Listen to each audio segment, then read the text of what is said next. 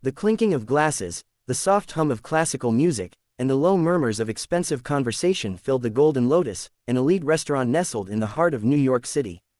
It was the kind of place where the menu didn't have prices, the chandeliers sparkled like diamonds, and every waiter walked as if the floor itself was sacred. It was a Friday night, rush hour for the wealthy. CEOs, politicians, and celebrities came here to show off their taste and their wallets. Behind the counter stood Amara Williams, a 27-year-old waitress with deep brown skin, radiant eyes, and a calm grace that made her stand out even in chaos. She was a graduate of international relations, but life hadn't been kind. Her father had fallen sick, her scholarship had run out, and she took this job to make ends meet. No one at the Golden Lotus knew that the quiet waitress polishing glasses at the bar could speak 9 languages: English, French, Spanish, Mandarin, Japanese, Arabic, Swahili, Italian, and German. She never told anyone. People rarely cared, but that night, someone was about to learn the hard way.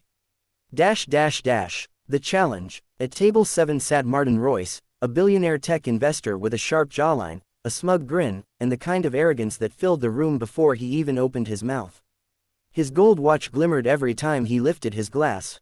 Across from him sat 2 business partners and a young influencer, laughing too loudly, pretending to understand his jokes, clearly impressed by his money. When Amara approached with her notepad, her smile was professional, polite. "Good evening, sir. Welcome to the Golden Lotus. May I take your order?" Martin's eyes flicked up, scanning her from head to toe. His grin turned sly. You don't look like the usual servers here. What's your name?" "Amara, sir." "Amara," he repeated slowly, dragging the name like a game. "Where are you from?" "Brooklyn, sir." He chuckled. No, I mean originally. Your accent's not local." The influencer giggled. One of the businessmen leaned back, curious. "I was born in New York," Amara said, her voice calm, "but my parents are from Nigeria." Martin raised his glass. "Ah, Nigeria, nice. So, tell me, Amara, do you speak African?" There was a pause. Even his friends looked uneasy. Amara blinked. "There's no language called African, sir. There are thousands of languages across Africa." Martin smirked. Yeah, whatever. Listen, I like challenges. How about this?" He pulled out a sleek black card and waved it in the air. "I'll give you $100,000 if you can serve me in Chinese." "Mandarin, right? You people always learn languages to impress us rich guys." The influencer gasped. "Wait, $100,000? Amara's heart skipped a beat. Was he serious, or just mocking her? She stared at him. His grin widened. "Come on, sweetheart, just say something in Chinese. Impress me, I'll make you rich." The first response. The restaurant went silent. Even the pianist paused mid-note. Amara inhaled deeply. Her coworkers froze by the counter, exchanging nervous glances. Then, without a word, she straightened her apron, met Martin's eyes, and said softly, "Huan Ying Guang Lin Jin Lian Kan Ting, Qing Wen Ning Yao Dian Xian Mi, welcome to the Golden Lotus restaurant. May I take your order?" Martin blinked. She continued, her tone flawless, fluid, her pronunciation crisp like she was born in Beijing. "Jie Shi Wo Men Jin Tian De Te Se Kai, Beijing Kao Ya A Song Lu Niu Pai, Nin Yao He Hong Ju Hai Shi Bai Pu Dao Ju. Today's specials are Peking duck and truffle steak. Would you like red or white wine?" The table went still. The influencer's mouth dropped open. One of the businessmen whispered, "She's fluent." Martin's smirk faltered for the first time. "Okay," he said, trying to recover. "You probably memorized a few lines. Anyone can do that." Amara smiled politely. "Would you like me to translate the rest of the menu in Chinese, sir? Or perhaps discuss the stock market trends in Mandarin instead?" The businessman next to him laughed quietly. "Oh, she got you there, Martin." But Amara wasn't done. 9 languages, 1 lesson. Martin leaned forward, clearly irritated that his game backfired. "All right, fine. You speak Chinese. Good for you. But can you speak French? I bet you just learned that one online."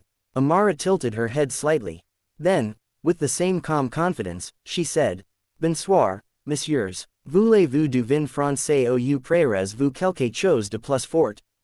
"Good evening, gentlemen. Would you like some French wine, or something stronger?" The influencer covered her mouth. "Oh my god, that's perfect French." Martin tried to laugh it off.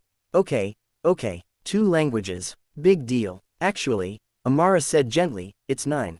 And before he could respond, she spoke again, this time in Spanish. Tenemos unfiled muy especial esta noche, con salsa de trufa y ajo asado. We have a very special steak tonight with truffle sauce and roasted garlic. Then Arabic. Would you like something spicy or something light? Then Italian, rolling every R beautifully. Il nostro vino rosso e excellent, signore. Then Swahili, her mother's tongue. Caribou sana, BW Anna. Chakula shetu ni bora zaidi mjini. You're very welcome, sir. Our food is the best in the city. And finally, German and Japanese, flawlessly delivered. By the time she finished, half the restaurant had stopped eating. Customers were clapping. Phones were out, recording. Someone whispered, she's like a genius. Martin sat frozen, his jaw tight. The smirk was gone. The arrogance, crushed. The truth comes out. The manager rushed over, pale and nervous. Amara, what's going on here? But before she could answer, a man from another table stood up, an older Asian gentleman in a sharp gray suit. Excuse me, he said with a kind smile. I am Mr. Chen, owner of the Golden Lotus. Everyone turned. He looked at Amara warmly. You speak Mandarin beautifully, young lady. May I ask where you learned? Amara bowed slightly. I studied at Columbia University, sir. I majored in international relations and linguistics. I worked part-time as a translator before coming here. Mr. Chen nodded in admiration. 9 languages, that's remarkable. Then he turned to Martin. And you, sir, did you really offer my staff $100,000 as a joke? Martin shifted uncomfortably. It was just a challenge. Harmless fun. Mr. Chen smiled thinly. At my restaurant, we do not mock those who serve. We respect them. I think you owe this lady more than an apology. The influencer started recording again. The tension was electric. The turning point. Martin exhaled sharply and pulled out his wallet. Fine, he muttered. A bet's a bet. He placed a check for $100,000 on the table. Gasps echoed around the room. Amara blinked in disbelief. Sir, I don't need. But Mr. Chen raised his hand. Take it, Miss Williams. You earned it. She hesitated. But it's too much. Mr. Chen smiled. No, my dear, what's too much is disrespect. The crowd clapped again. Someone shouted, you go, girl. Amara accepted the check with trembling hands, tears welling in her eyes. Martin stood abruptly. You think you're better than me?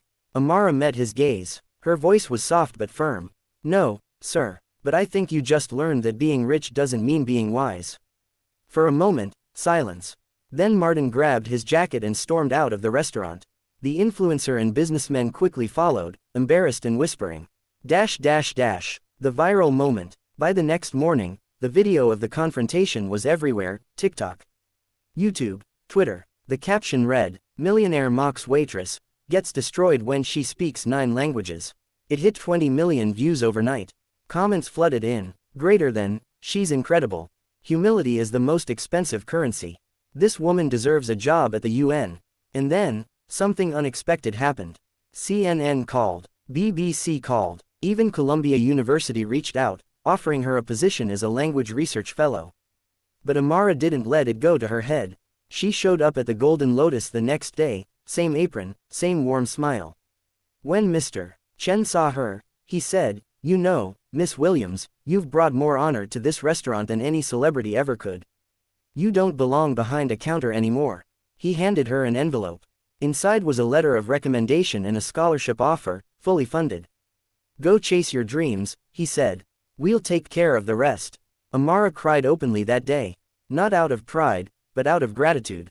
1 year later. Exactly a year later, Amara walked through the doors of the United Nations headquarters in Geneva, wearing a navy blue suit and a small golden brooch in the shape of the African continent. She was now a junior interpreter, one of the youngest and most multilingual on staff.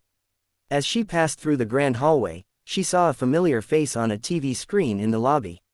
Martin Royce, red-faced, apologizing publicly after another viral scandal. Amara paused, smiled faintly, and walked on. Her life had changed, but her values hadn't. She still sent money home to her parents. She still spoke kindly to every waiter, cleaner, and driver she met. Because she knew what it felt like to be looked down on, and what it meant to rise with dignity. Epilogue. The lesson. Weeks later, Amara gave her first public speech at an education conference. The topic: the power of respect in a divided world. She stood before a hall full of diplomats and said, "Greater than, when that man mocked me, I could have responded with anger.